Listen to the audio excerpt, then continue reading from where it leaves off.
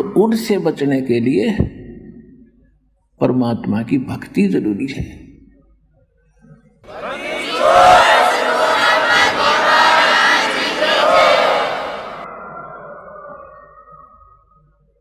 दुख में सुमरण सब करे, सुख में करे ना कोई। जय सुख में सुमरण करे, दुख कहे को होए।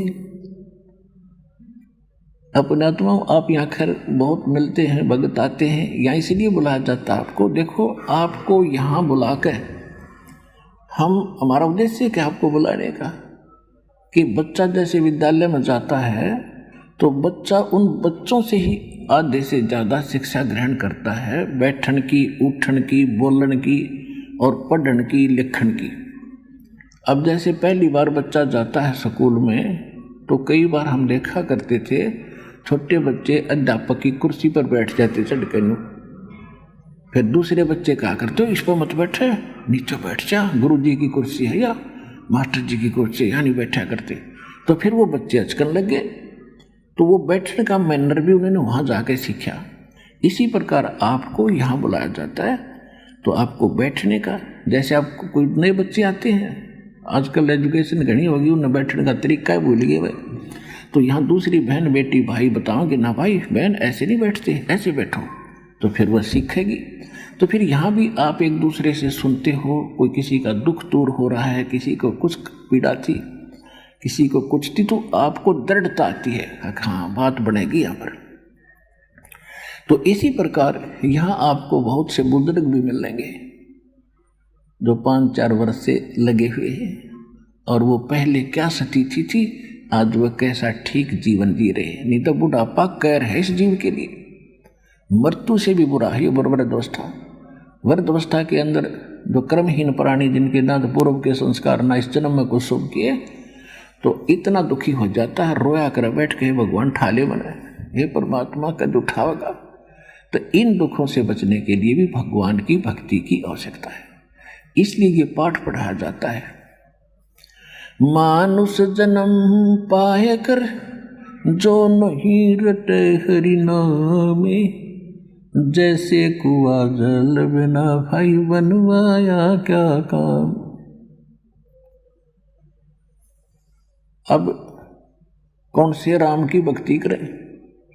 एक तो ये राम है ज्योति निरंजन ब्रह्म सरपुरुष, एक रामचंद्र राजा का पुत्र, उसको भी राम कहा करते हम, राजा दशरथ के पुत्र को। श्री कृष्ण वासुदेव के पुत्र को भी हम राम कहा करते, विष्णु जी को भी राम कहते थे, शंकर जी को भी राम कहते थे। सभी देवताओं को शक्ति युक्त मानकर हम इनको आदर और पूज्य मानते थे।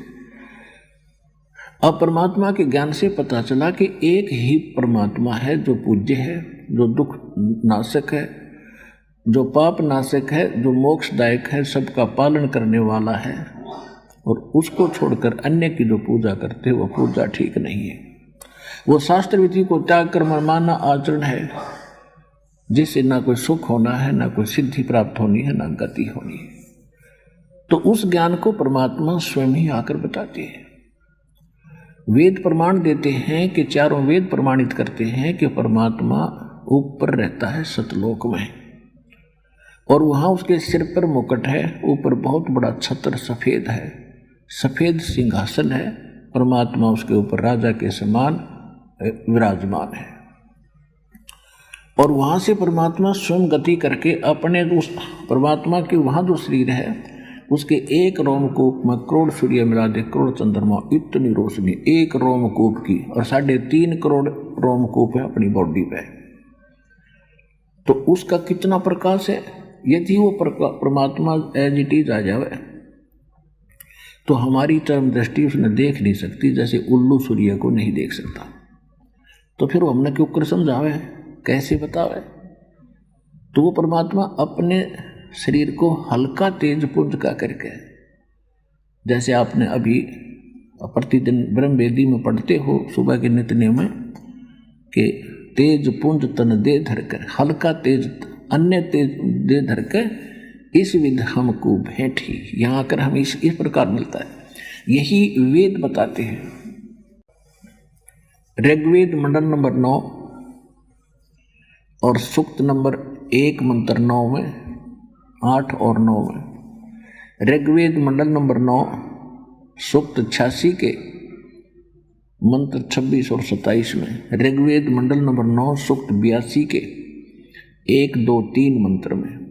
ऋग्वेद मंडल नंबर 9 सूक्त 96 के 96 के 18 से लेकर 20 में। ऋग्वेद मंडल नंबर 9 सूक्त 54 के 54 के मंत्र नंबर 3 में। ऋग्वेद मंडल नंबर 9 सूक्त 20 मंत्र 1 में। ऋग्वेद मंडल नंबर 9 सूक्त 94 मंत्र 1 में। ऋग्वेद मंडल नंबर 9 सूक्त 95 मंत्र 2 में। और भी अनेकों स्थानों पर वेद प्रमाणित करते हैं कि वो परमात्मा सतलोक में रहता है, नर आकार है, मनुष्य दृश्य है, और वहां से गति करके चल के आता है। यहाँ अच्छी आत्माओं को मिलता है, उनको दृढ़ ज्ञान, अपना ज्ञान बताता है, और वो एक कवि की तरह आचरण करता हुआ अपने मुख कमल से वाणी बोलता है, लोकोक्तियों के माध्यम से, दोहों के माध्यम से पद्य भाग में वो ज्ञान सुनाता है, जिस कारण से वो प्रसिद्ध कवि की भी उपाधि प्राप्त करता है। वो पूर्ण परमात्मा होता है। तो वो परमात्मा कौन है? जो जिसका वेद प्रमाण कर रहे हैं, और वेदों में जो लिखा वो सत्य है।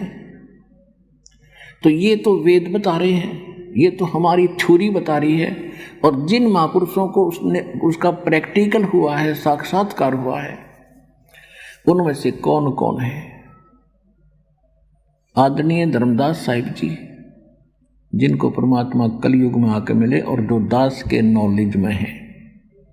आदरणीय धर्मदास साहिब जी बांधवगढ़ वाले, आदरणीय मलुकदास साहिब जी, आदरणीय नानक साहिब जी, जो सिख धर्म के प्रवर्तक माने जाते, इनको भी परमात्मा स्वयं सतलोक से आकर मिले थे, और इनको सतलोक लेकर गए थे, फिर वापस छोड़ा था, तीसरे थे।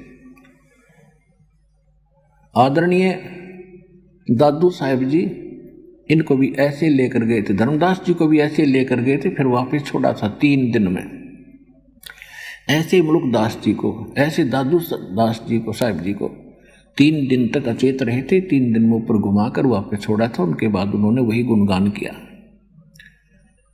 और इसी प्रकार आदरणीय गरीबदास साहिब जी, गांव छुड़ानी, जिला झज्जर वाले को, इनको केवल कुछ घंटों ले गए थे ऊपर, और फिर वापस शाम को छोड़ दिया था। जब इनके शरीर को मृत जानकर चिता पर रख दिया था, तो परमात्मा ने ऊपर का सब कुछ दिखा के इनको वापस छोड़ा था। फिर ये जीवित हो गए थे। उसके बाद इन्होंने आंखों देखा परमात्मा का विवरण, सारा कुछ प्रत्यक्ष दृष्टा बन के, और अपनी अमृतवाणी में लिखवाया, जो आज दास आपको पढ़कर सुना रहा है, उसका ज्ञान बता रहा है। आदरणीय घीसा दास साहिब जी को, गांव खेखड़ा, जिला बागपुर, बागपत और उत्तर प्रदेश वाले को, और आदरणीय स्वामी रामानंद जी काशी वाले को, इनको परमात्मा मिले। और 1997 में फाल्गुन उत्तरते की एकम को इस दास को मिले कुछ समय के लिए।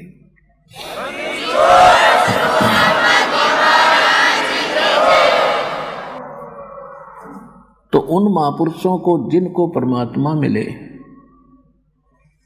उन्होंने क्या बताया और वेद क्या बताते हैं? जब एक थ्योरी और प्रैक्टिकल दोनों एक मिल जाते हैं, तो वो अनुभव कच्चा नहीं होता, वो ज्ञान कंप्लीट होता है। वेदों को तो हम सत्य मानते ही मानते हैं, और जैसे और तो चलो हम संतों से इतने परिचित नहीं थे। आदरणीय नानक साहिब जी को तो कुछ विश्व का आदमी नहीं नो कह दे कि न भगवान ना मिले हो, क्योंकि इतने इनका बोल वाला है। तो ऐसे महापुरुषों को परमात्मा आकर मिलता ही मिलता है, और इसलिए मिलना जरूरी होता है कि काल भगवान ने इतना अज्ञान भर दिया होता है ठोक ठोक के प्रत्येक मानव शरीरधारी प्राणियों के अंतःकरण में, कि उनको ये विश्वास ही नहीं होता कोई यूं का परमात्मा साकार हर कहीं रहता है। और कौन है? तो उस सब अज्ञान को हटाने के लिए परमात्मा ने ये लीला करनी ही पड़ती है प्रत्येक युग में, ताकि समय आने पर ये बच्चे मुझे पहचान सके। आदरणीय नानक साहिब जी पहले ये हिंदू धर्म में जन्मे थे। एक कालूराम मेहता खत्री अरोड़ा के घर पे इनका जन्म था, और बचपन से ही ये, क्योंकि धार्मिक जितने भी व्यक्ति होते हैं, बच्चे होते हैं, भगवान बिना नहीं रह सकते, तो हिंदू धर्म के ब्राह्मण गुरु थे। एक ब्रजलाल पांडे से ये पढ़ा करते थे गीता, और कुछ फारसी अन्य किसी मौलवी से पढ़ते थे, काजी से।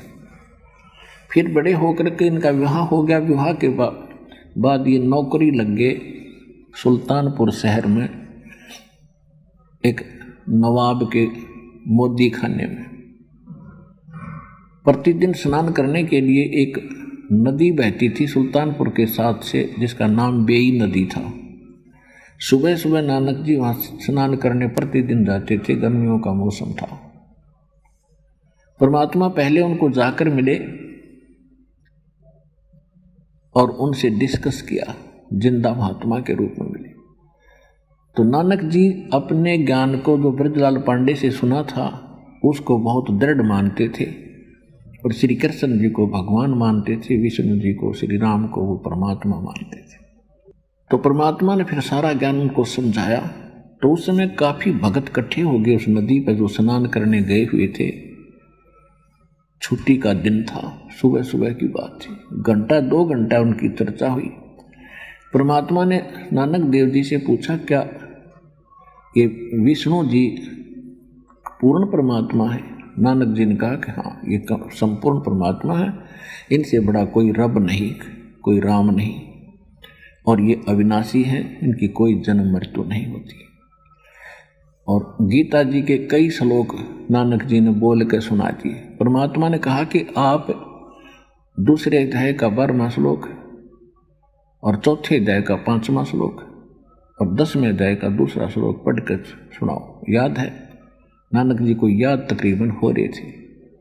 उनमें क्या लिखा है कि कृष्ण, आप मानते हो श्री कृष्ण ने गीता बोला। श्री कृष्ण जी तो कहते हैं मेरा जन्म मृत्यु होता है, आपका भी होता है। 18वें अध्याय के 62वें श्लोक में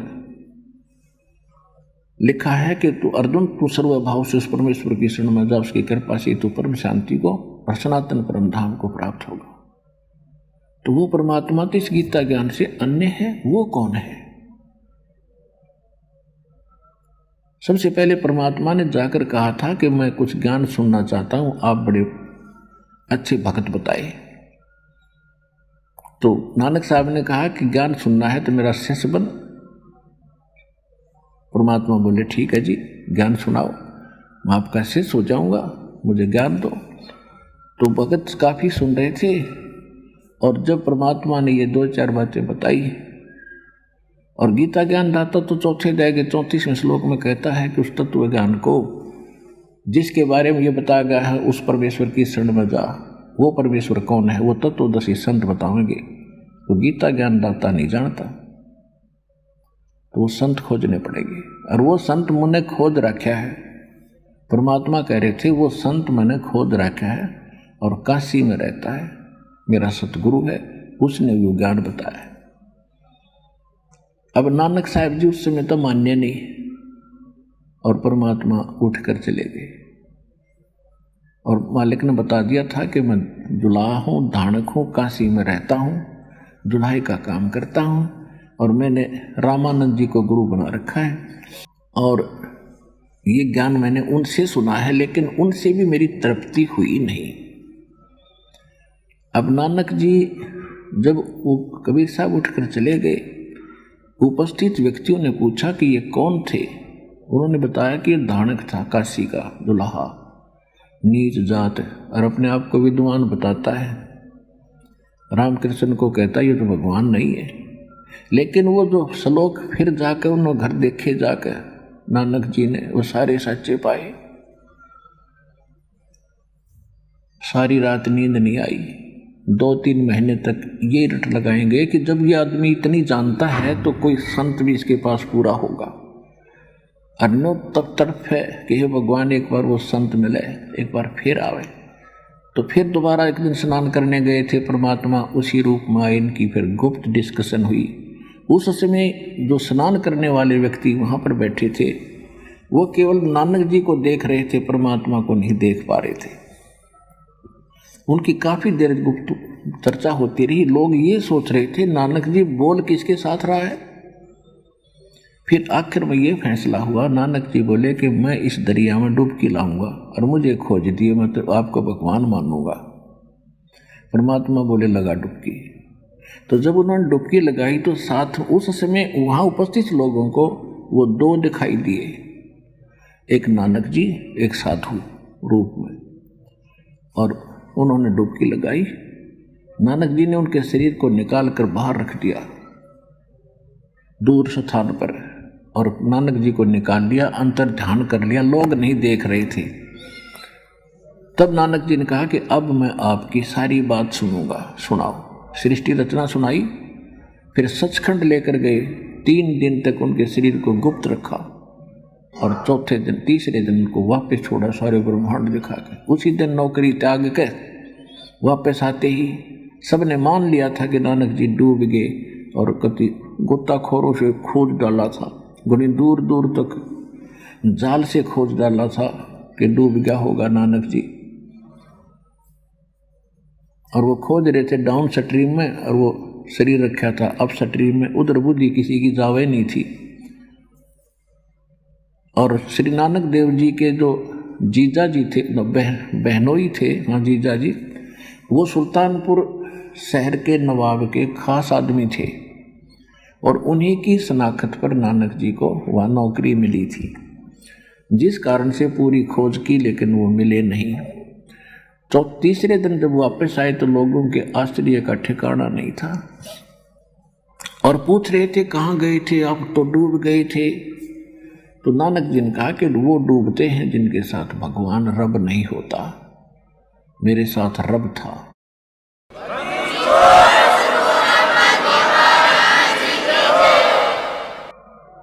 और मोदी खाने में जाकर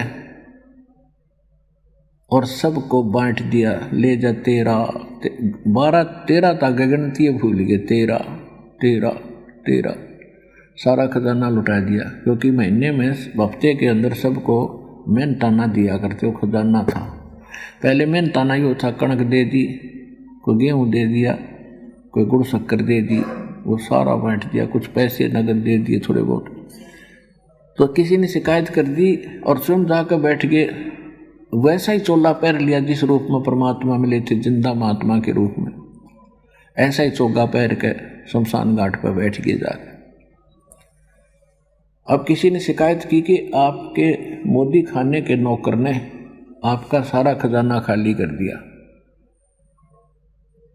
तो उस नवाब ने उनके बहनोई को बुलाया, जयराम नाम था, जयराम जी को, जयराम को बुलाया और कहा कि भी मेरा अकाउंट पूरा कर दे, तेरी मार्फत ही तेरा साला लगा था यहाँ पर, कोई घटेगा पैसा तो तेरे से लूँगा। अकाउंट करने लग गए।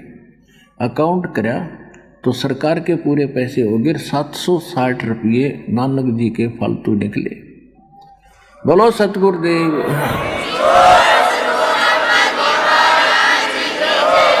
इस बात को देखकर सब हैरान रह गए कि कति खाली करके गया था, नौका ने भरा पाया। तो नानक जी को बाई इज्जत बुलाया गया। नवाब ने कहा कि आप ये काम संभाल लो, और हमसे गलती हुई जो आपके ऊपर हमने शक किया, और ये 760 रुपये आपके ले लो। नानक साहब बोला पर रखो इस पैसा ने, और हम अब तेरी नौकरी ना करें, अब सच्ची सरकार की नौकरी करेंगे, इस नकली की नौकरी बहुत कर ली।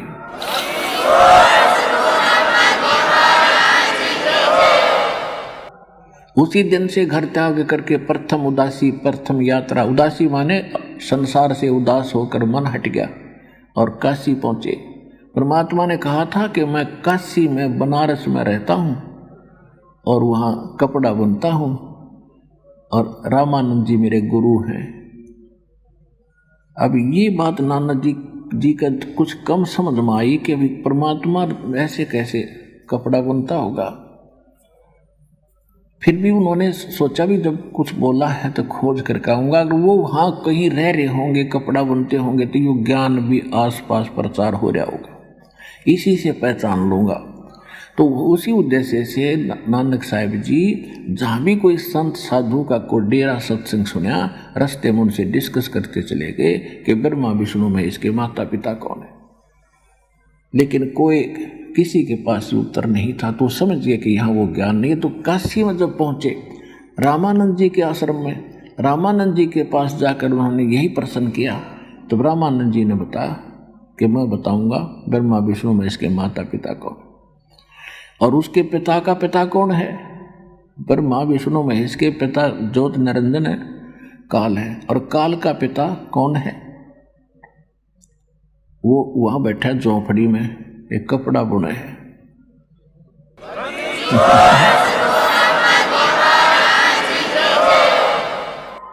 क्योंकि रामानंद जी को भी परमात्मा सचखंड लेकर गए थे, उनको वापस छोड़ा था इसी तरह। तो अब इतना उत्तर पाके कि ब्रह्मा विष्णु महेश के माता पिता ये हैं, ये भगवान से उन्होंने सुन रखा था नानक जी ने। तो कहने लगे मुझे वो स्थान दिखा दो जहां वो कपड़ा बुन रहे हैं भगवान। नानक जी ने एक स्वामी रामानंद जी ने एक अपना सेवक भेज दिया भगत के लिए, भाई भगत को भगवान से मिला लिया। अब रास्ते में उस नौकर से एक दो भगत थे साथ चल पड़े, उनसे पूछा, फिर और प्रश्न करने लगे। उन बच्चों ने फटाफट जवाब दे दिए नानक साहब जी के प्रश्नों का, क्योंकि तो रोज सत्संग सुना करते थे। उन भक्तों ने तुरंत उत्तर दे दिए जो भी उन्होंने पूछा। और फिर क्या देखा जाके, ओए होए, जब सामने देखा कपड़ा बुनते हुए उस खड्डी में बैठे भगवान को, और जो सतलोक में देखा था जो का त्यों आंखों में आंसू भर गए और रोन लग गए। वो पुण्यात्मा कहते फाई सूरत मुल्क की वेश ए ठगवाड़ा ठगी देश, खरा सियाणा बोता बार ये धानक रूप रहा करता, लोगों धानक रूप रहा करता, धानक रूप रहा करता।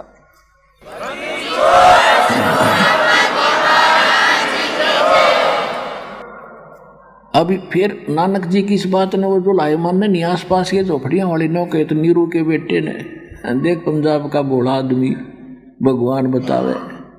परमात्मा बोले कोई ना सुना भगत जी बैठ जा। अरे अभी इसको डिस्क्लोज ना करे, ना तेरी माने आपको डले मारने लग जाएंगे, ये पत्थर पागल हो गया। अभी गुप्त रखो।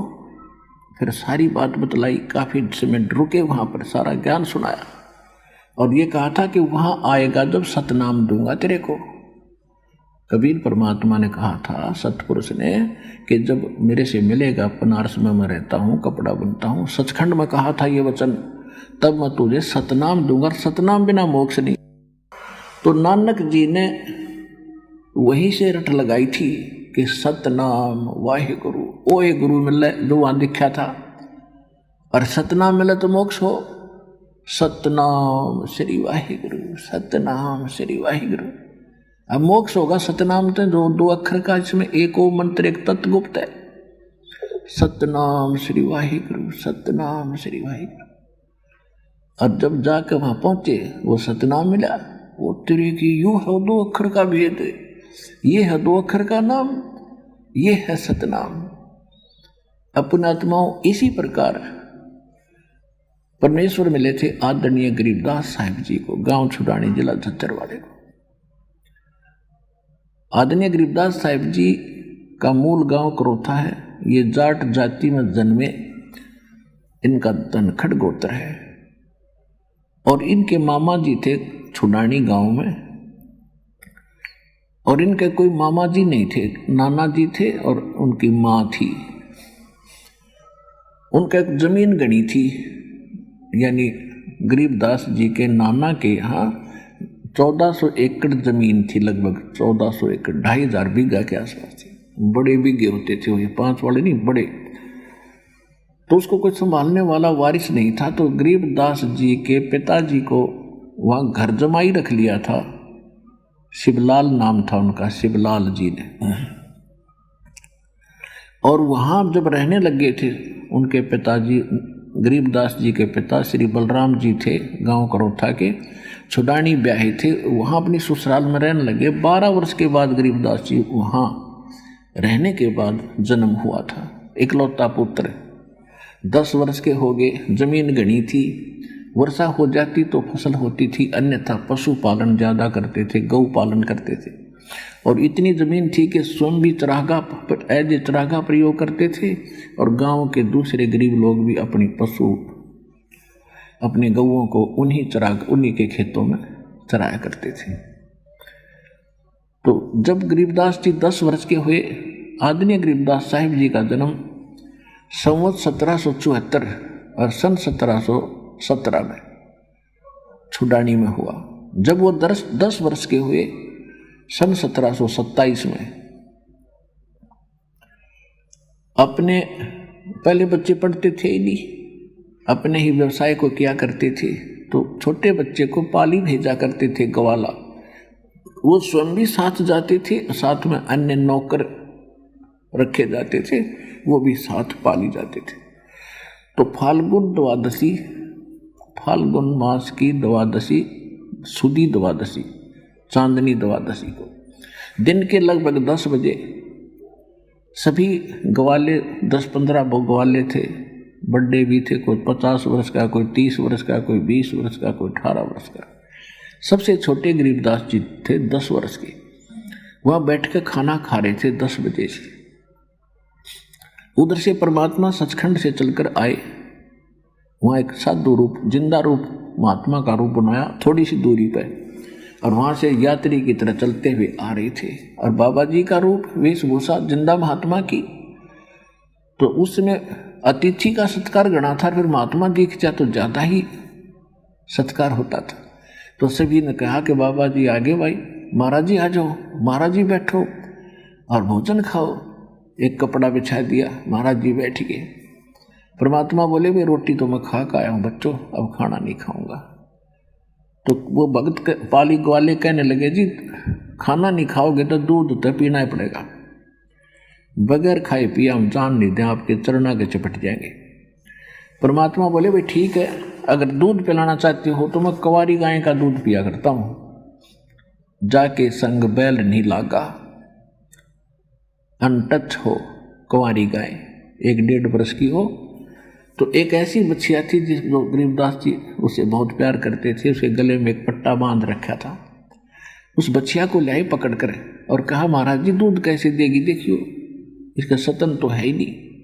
दूसरे जो बड़े पाली थे वो कहने लगे, बाबा जी तेरी नीत दूध पीने की नहीं है, आप तो मजाक कर रहे हो। परमात्मा बोले, भाई दूध तुमको रहे दूध पिए बिना हम जान नहीं देंगे, तो पिला दो, दूध ऐसा पीता हूँ मैं। तो गरीबदास जी उस बच्चिया को लाकर कहने लगे, भगवान इसका दूध कैसे देगी, बच्चा तो है ही नहीं इसका।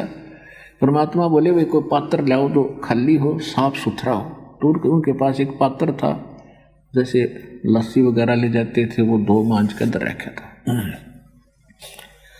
8-7 किलो का। कहा कि इस बच्चिया के नीचे रखो, इसकी औड़ी का नीचे, लेवटी का।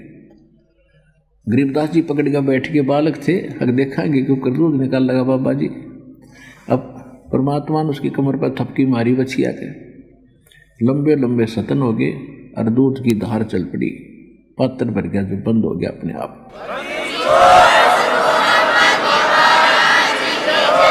बंदी छोड़ कबीर परमेश्वर जी की जय हो।